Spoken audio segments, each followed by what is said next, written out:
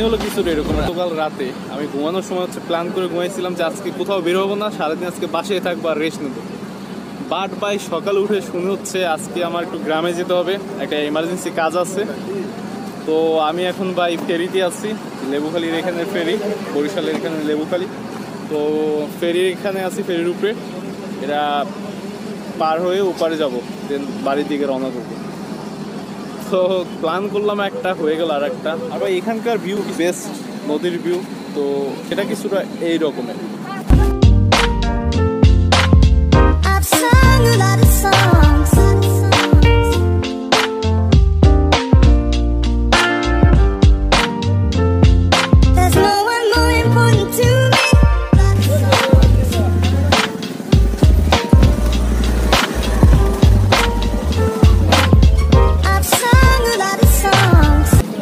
Ice cream আছে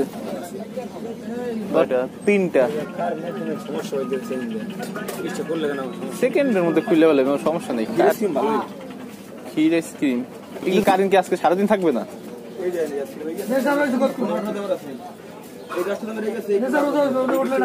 ক্ষীর না কি ওইগুলো দিয়ে দেন, সমস্যা নেই। তো ভাই কথা হলো যে হচ্ছে প্রচুর গরম পড়ছে আজকে, তো আইসক্রিম কিনলাম ভাই, আইসক্রিম খাবো, ঠান্ডা ফিল করবো, তো এটাই কথা। এদিকে হচ্ছে কারেন্টের প্রবলেম, মেবি তাই ফ্রিজ খুলতে চাচ্ছে না কেউ, তারপরও একজনে খুলছিল। এখন ফেরি সারার অপেক্ষা আছি। তো আমি হচ্ছে বলছি যে আমি আজকে বাড়ি যাচ্ছি, এখন আমার একটা কাজ আছে, এই কারণে বাড়ি যেতে হচ্ছে। এখন ভাই এটা বলি নেই যে আমি হচ্ছে আজকে আবার হচ্ছে ব্যাক করে বরিশাল চলে আসবো। জানুয়ারি হচ্ছে পটুখালীর ওখানে, ঠিক আছে? পটুখালী কি বলেন, এটা হচ্ছে বরিশাল মেইন টাউন থেকে প্রায় 4 ঘন্টা 5 ঘন্টা লাগে নর্মাল গাড়িতে গেলে, বা ভেঙে ভেঙে গেলে 2-3 ঘন্টায় যাও যদি জ্যাম ট্যাম না থাকে, ফেরি পাওয়া যায়। এটা হচ্ছে দূরত্ব, মানে আমি যেখানে আছি বরিশাল মেইন টাউনে, সেখান থেকে হচ্ছে নানুবাড়ির দূরত্ব। তো আজকে হচ্ছে একটা কাজের জন্য হচ্ছে নানুবাড়ি যাচ্ছি। আজকে আবার ব্যাক করবো বিকালের দিকে, কাজটা সেরে দুপুরের দিকে কাজটা সারবো, যেতে যেতে হয়তো বা দুপুর হয়ে যাবে, দেন কাজ টাজ করে সন্ধ্যার দিকে, বিকাল কিংবা সন্ধ্যার দিকে হচ্ছে আবার রওনা দিয়ে ব্যাক করবো বরিশালে। তো আরো কয়দিন হচ্ছে বরিশাল আমার থাকা পড়বে, তারপরে আবার গ্রামে যাব, ওইখানে কিছুদিন থাকবো, তারপরে তো ঢাকা একবারে। তো এইটাই কথা যা বলার ছিল। এখন ফেরিটা সারার অপেক্ষায় আছি, ফেরি সারার পর যেন হচ্ছে যাত্রা আবার শুরু করবো, বাকি কথা বাসে যেয়ে হবে। তো দিস ইজ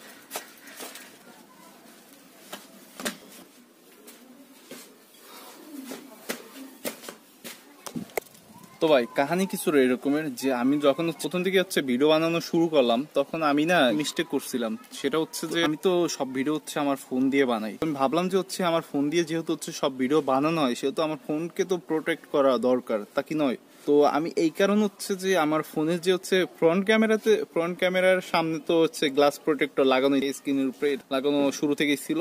তো আমি ভাবলাম যে একটু আরেকটু বেশি প্রোটেক্ট করা যাচ্ছে, এই জন্য আমি ব্যাক ক্যামেরার উপরে হচ্ছে একটা গ্লাস প্রোটেক্টর লাগিয়েছিলাম, এটা ভেবে যে প্রোটেক্ট করবে আর হচ্ছে আমি বেশি দিন আরো ভালোভাবে ভিডিও বানাতে পারবো। তো এটা তো আমি ভেবে এই কাজটা করছি, কিন্তু ভাই সেটা উল্টো রেজাল্ট দেখাইছে। এখন এটা বলতেছি এই কারণে যে লাগানোর পর আমার হচ্ছে ভিডিও কোয়ালিটি খারাপ হয়ে গেছিল। ভিডিও কোয়ালিটি খারাপ হয়ে গেছে বলতে আমার হচ্ছে একটু মানে কি বলে, একটু কুয়াশা টাইপ অল টাইম দেখাইতো, যখন আমি হচ্ছে ভিডিও করতাম কুয়াশা টাইপ দেখাইতো। কারণ আমি না তখনও এটা বুঝি না যে এটা হচ্ছে গ্লাস প্রোটেক্টরের জন্য করতেছে। আমি ভাবলাম যে হচ্ছে হয়তো বা আমার ফোনে হয়তো বা কোনো প্রবলেম হয়েছে বা আদার কোনো কিছু, এটা ভেবে হচ্ছে আমি কি করলাম, আফসোস করা ছাড়া তখন কিছুই করা ছিল না, আমার কাছে টাকা ছিল না অন্য একটা ফোন কেনা। তো আমি ওইটা দিয়ে কোনোভাবে কাজ চালিয়ে গেছি। এখন তারপর কিছুদিন পর কি হলো যে ব্যাক ক্যামেরা হচ্ছে গ্লাস প্রোটেক্টর যেটা লাগিয়েছিলাম কাচের মতো একটা জিনিস, তো ওইটা না নষ্ট হয়ে গেছিল, মানে দাগ টাগ পরে বা অন্য কিছু নষ্ট হয়ে গেছে, তাই ভাবলাম যে হচ্ছে ওটা উঠিয়ে ফেলানো যাক।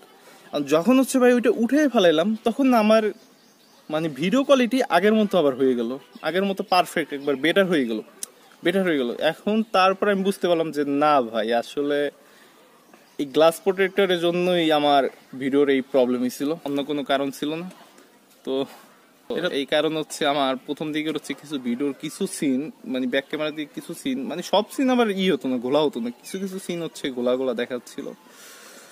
তো এইটা ছিল হচ্ছে আমার স্যাড স্টোরি।